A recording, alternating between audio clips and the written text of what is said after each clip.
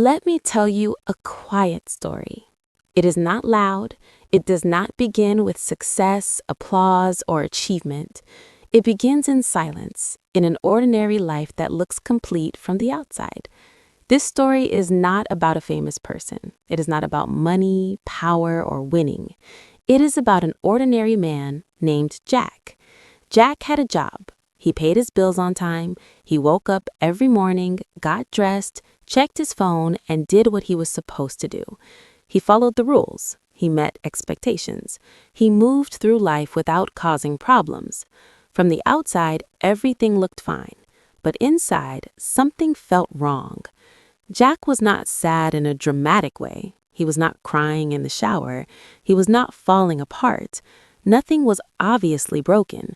There was no disaster, no crisis, no clear reason to complain. He just felt empty. Not the kind of emptiness that hurts sharply, but the kind that feels dull and quiet. The kind that follows you through the day. The kind that makes you wonder why you feel tired even when nothing is wrong. Jack could not explain it, but he felt disconnected from his own life, like he was watching himself from a distance. And maybe, as you listen to this story, something inside you feels familiar. Maybe you have a life that looks fine too. Maybe you are doing everything right. And maybe this is not just Jack's story. Maybe it is yours. One evening, Jack came home from work. He unlocked the door, stepped inside, and closed it behind him. The apartment was quiet, clean, and familiar. He placed his keys on the table, took off his jacket, and sat down to eat. The dinner was simple, nothing special, just food to fill the stomach. He ate slowly, without really tasting anything. The television played in the background, voices talking, images moving, noise filling the room. When the plate was empty, Jack stood up, turned off the TV, and suddenly the room became silent. In that silence, he felt something he had been avoiding. Not pain, not anger, not sadness, just a deep, quiet emptiness. It did not shout. It did not demand attention. It simply sat there, heavy and still.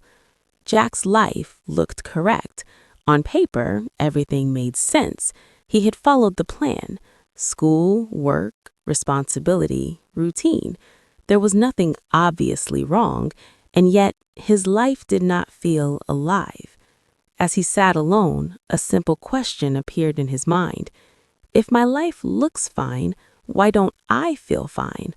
The question did not go away. It followed him as he washed the dishes, as he sat on the couch, as he prepared for bed. Jack did not call it depression. He did not call it anxiety. He did not give it a name. Naming it felt too serious, too dramatic. He told himself nothing was wrong. He was functioning. He was responsible. He was doing what adults do. But deep inside, he knew something was missing. He was living, but not really living. He moved through days on autopilot, completing tasks, checking boxes, answering messages, but feeling disconnected from himself. Time passed and the feeling stayed. Jack learned how to outrun it. He stayed busy, he filled his schedule, he scrolled on his phone, he worked longer hours. Noise became protection because when he was busy, he did not have to think. When he was distracted, he did not have to feel. Productivity became a shield, and Jack was not alone. Many people live this way. They wake up, rush through the day, and collapse at night. They confuse movement with meaning. They confuse survival with living. They stay busy, they stay distracted, they stay productive, not because life demands it, but because stillness feels dangerous. Because if they stop, truly stop, the same question might appear. The question that Jack could not escape. If my life looks fine, why don't I feel fine? And that question, once heard, changes everything. It does not destroy a life, it exposes one. It reveals the quiet gap between existing and feeling alive. For Jack, that night was not dramatic. Nothing exploded, nothing ended. But something cracked. A small opening appeared, and through it, Jack finally saw the truth. He had been avoiding himself, and the silence had noticed. It waited patiently every evening, every quiet moment, every pause between tasks. The emptiness was not an enemy, it was a message saying that something important had been ignored. Not goals, not duties, not responsibilities, something quieter, something human. Jack did not know this yet. He only knew that running no longer worked. The question followed him, not to punish, but to wake him, because the real crisis was invisible. It did not appear on calendars. It did not show up in conversations. It lived quietly inside, waiting to be acknowledged. And the moment Jack stopped running, even briefly, it made itself known. Not with fear, but with honesty. That was the beginning, not of answers, but of awareness. And awareness, once it appears, never truly leaves. Jack did not fix his life that night. He simply stopped pretending everything was fine. And sometimes that is enough to change the direction of a life, one quiet question at a time. Silence had opened a door Jack could no longer ignore. For most of his life, Jack believed something without questioning it.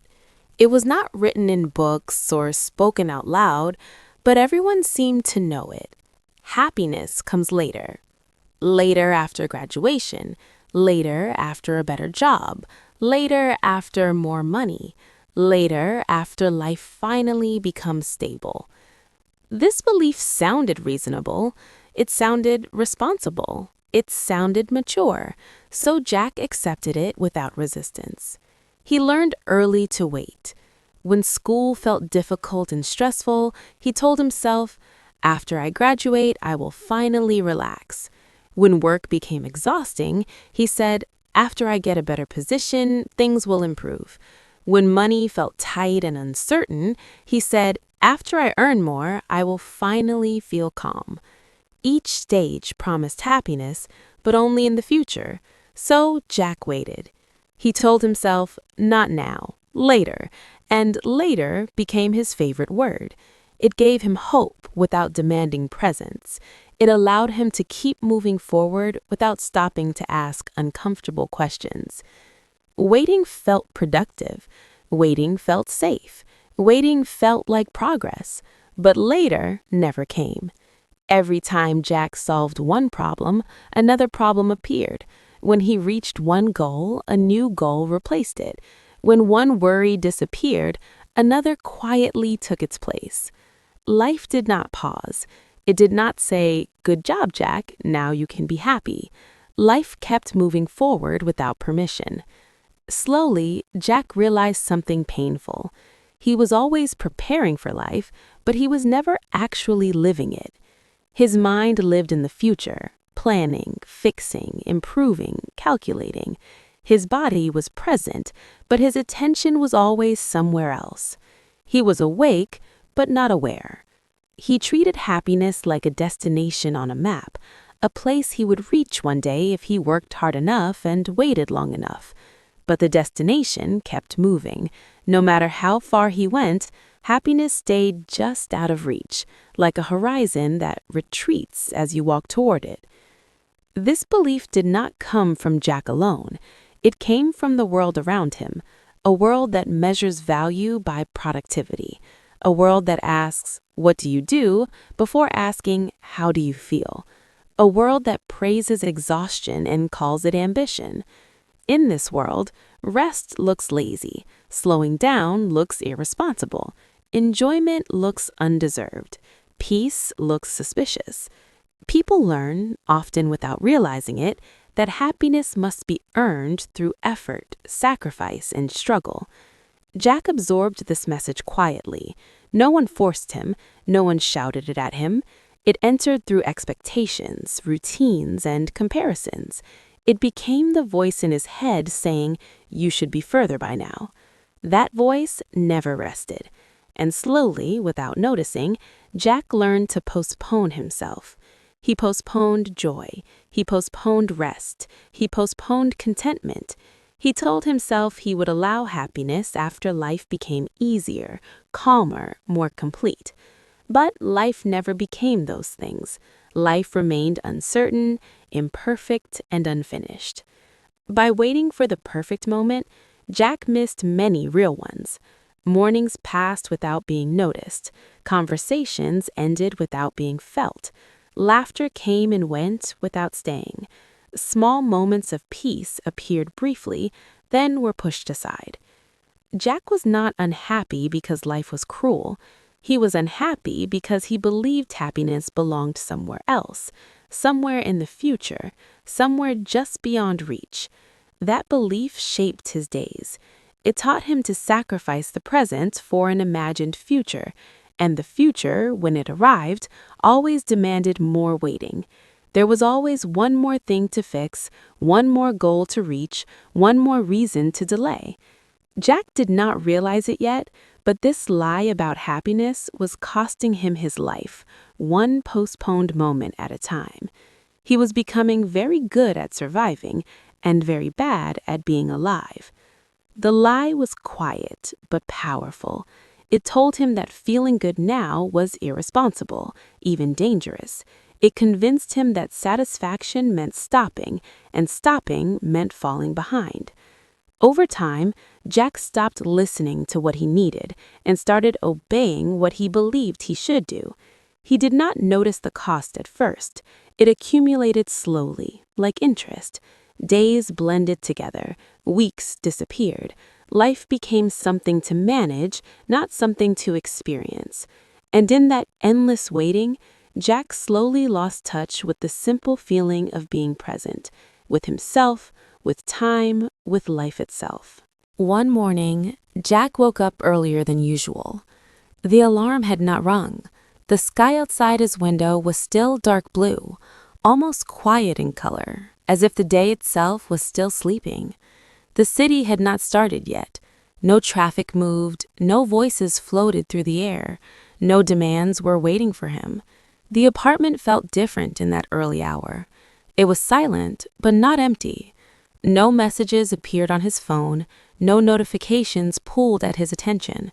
For the first time in a long time, Jack did not reach for the screen beside his bed. He left it where it was and sat up slowly, breathing in, breathing out, unsure of what he was supposed to do next.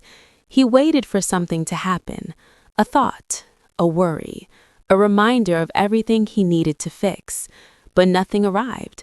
The usual noise did not show up. His mind stayed quiet. There was no success in that moment, no praise, no achievement. Nothing improved. His life stayed exactly the same, and yet something inside him felt different. He felt peace, not excitement, not happiness in the way movies describe it, not motivation or energy pushing him forward, just stillness, a soft, quiet calm that rested gently in his chest. His thoughts, which usually raced ahead of him, slowed down. The noise inside his head moved farther away, like a sound fading into the distance. For the first time in years, his mind stopped fighting reality. Jack began to notice small things, the steady rhythm of his breathing, the faint hum of the heater in the corner of the room, the light outside the window slowly changing, almost without effort. He was not trying to control anything. He was not planning his day. He was not fixing problems. He was simply there. And in that quiet moment, Jack understood something important. Happiness does not need to be created. It does not require effort. It does not require achievement. It does not require permission from the future. It appears naturally when the noise disappears. For years, Jack had tried to build happiness. He chased it through goals, schedules, habits, and expectations. He believed happiness was something to earn, something to reach, something to deserve after proving himself. But sitting there in silence, he realized happiness was not missing. It had been covered by constant thinking, covered by worry, covered by comparison, covered by the pressure to become more, do more, and be more. His mind was not broken. It was overloaded. Years of planning, self-judgment, and fear had filled every quiet space. His thoughts never rested. Even during sleep, his mind stayed alert, preparing for problems that had not arrived yet. That morning, without effort, his mind rested, and when it rested, peace returned naturally. Jack did not suddenly feel perfect. He did not feel complete or finished. He still had responsibilities waiting for him. His problems did not disappear. His future did not suddenly feel certain or safe. But something shifted inside him. He no longer felt like he was running from himself. He no longer felt chased by his own thoughts. For a brief moment, he felt safe inside his own mind. That moment did not shout. It did not demand attention. It did not try to impress him. It simply existed. Jack realized that peace was not something added to life. It was something revealed when the necessary noise was removed. Like clear water appearing when the dirt settles, calm appeared when the mind stopped stirring itself. The silence showed him that happiness was not fragile. It did not break easily. It did not disappear forever. It was patient. It waited quietly beneath everything he had piled on top of it. Jack stayed there longer than usual, not because he was trying to meditate, not because he was practicing anything. He stayed because there was nowhere else he needed to be. When he finally stood up, the world had not changed. The city still waited. The day still carried responsibilities. But his relationship with it had changed. He understood that peace was not a reward for effort. It was the natural state of a mind allowed to rest. And once he felt it, even briefly, he knew something important. He had been searching in the wrong direction. Jack did not celebrate this discovery. He did not tell anyone. He did not try to explain it. He simply carried it quietly, like a secret reminder that life could feel lighter. That morning became a reference point, proof that peace was possible without fixing everything, without chasing, without becoming someone else first. It stayed with him, steady and calm, as the day slowly began outside. After that morning, Jack noticed something strange. Whenever peace appeared, his mind tried to destroy it. He started worrying. He started thinking. He started comparing. The calm never stayed long. The moment his body relaxed, his thoughts rushed in. Why? Because stress felt familiar. The human mind returns to what feels known, not what feels good. If overthinking is familiar, the mind chooses overthinking. If anxiety is familiar, the mind chooses anxiety. Jack began to notice this pattern everywhere. On calm mornings, his thoughts suddenly searched for problems. On quiet evenings, his chest tightened for no clear reason. Peace arrived softly, but his mind questioned it. What if something goes wrong? What if I'm missing something important? What if this calm is a mistake? The questions appeared automatically, without permission. Jack realized he was not relaxing into peace, he was defending against it. Tension felt safer than stillness. Stress gave him something to hold on to. Calm felt empty, uncertain, and unfamiliar. Slowly, Jack began to understand why this was happening. The human mind does not choose what feels best. It chooses what feels familiar. Long ago, familiarity meant survival. In a dangerous world, staying alert kept people alive. Worry meant preparation. Tension meant readiness. Calm meant exposure.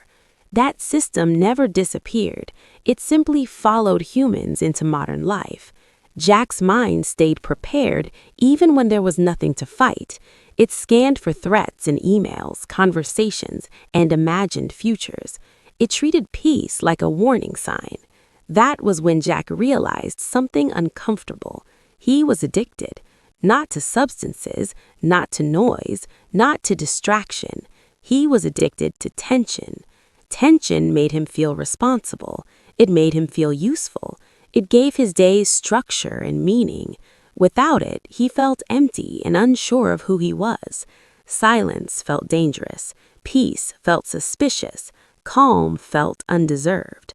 So even on good days, Jack searched for problems. He replayed old conversations. He imagined criticism that never came.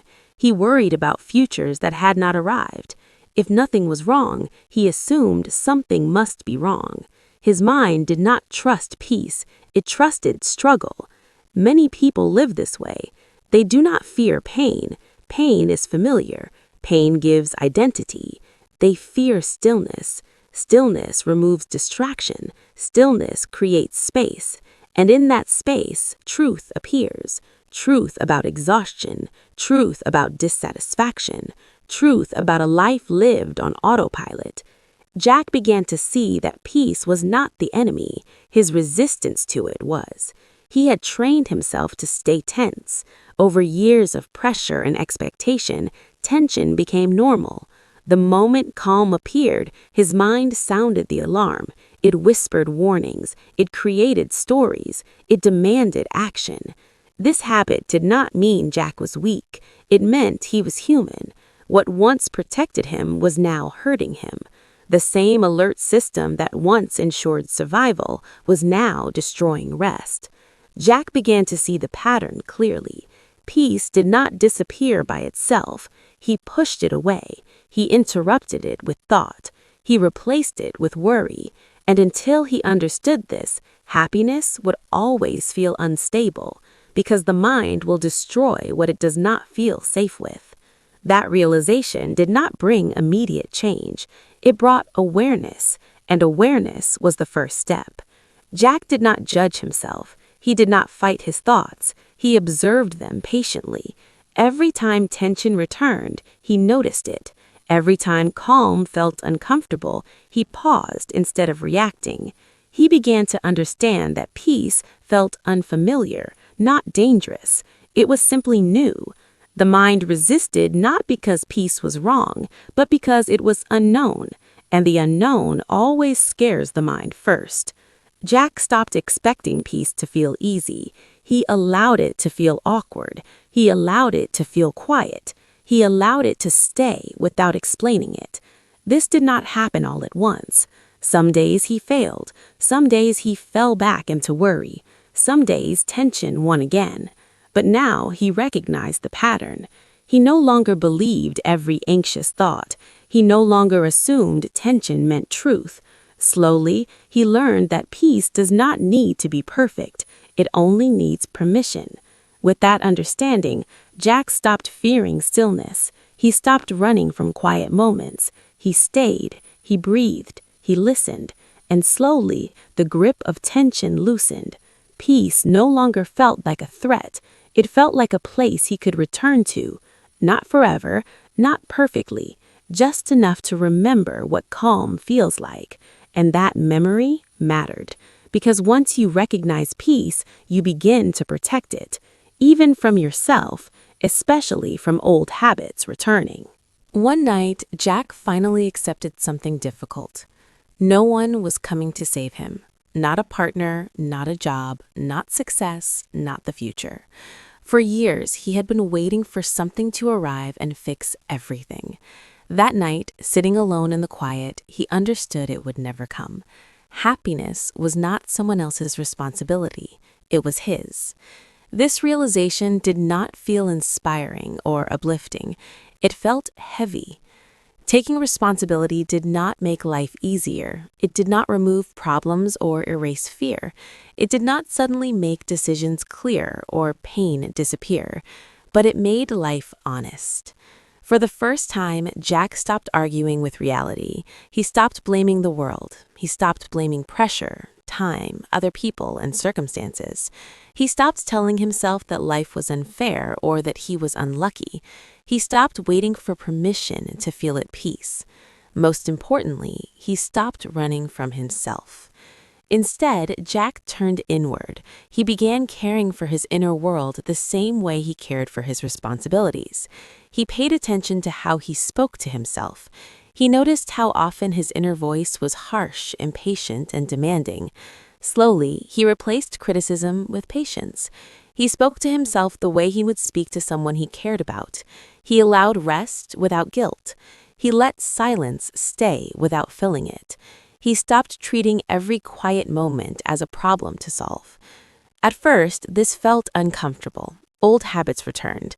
The urge to rush, fix, and prove himself did not disappear overnight. Some days, Jack fell back into overthinking. Some days, he felt frustrated and disappointed with himself. But he stayed present. He listened instead of reacting. He slowed down instead of escaping. He chose awareness over judgment. And slowly, something changed. Happiness did not arrive like fireworks. It did not announce itself. It did not look impressive from the outside. It arrived quietly, like an old friend sitting beside him without saying much, like a deep breath after holding air too long, like coming home after being lost for years. Jack learned the final truth.